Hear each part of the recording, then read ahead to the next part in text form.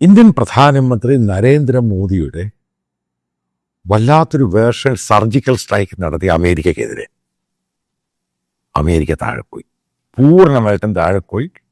Trump ഇങ്ങനെ കരഞ്ഞുകൊണ്ട് അവിടെ തെരുവിൽ കൂടെ നടക്കുന്നുണ്ട്, മോദിയെ വിളിച്ചുകൊണ്ട്. ഇതൊക്കെയാണ് ഇന്ത്യൻ മീഡിയ അടിച്ചുവിടുന്നത്. കേരളത്തിലെ മീഡിയയും മോശമൊന്നുമല്ല. ഇന്ന്, അതായത് ഓഗസ്റ്റ് 28, ഇന്ത്യൻ സ്റ്റോക്ക് മാർക്കറ്റിലുണ്ടായത് 7 ലക്ഷം കോടിയുടെ നഷ്ടം. 7 ലക്ഷം കോടിയുടെ നഷ്ടം.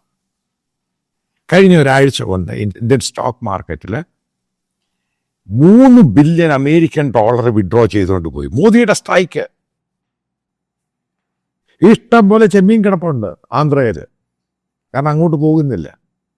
ഏകദേശം 2-3 മാസം ഉണ്ടായി. ഏകദേശം 8,000-10,000 കോടിയോളം വില വരുന്ന, ഇന്ത്യൻ കറൻസി വില വരുന്ന ചെമ്മീനുണ്ട്.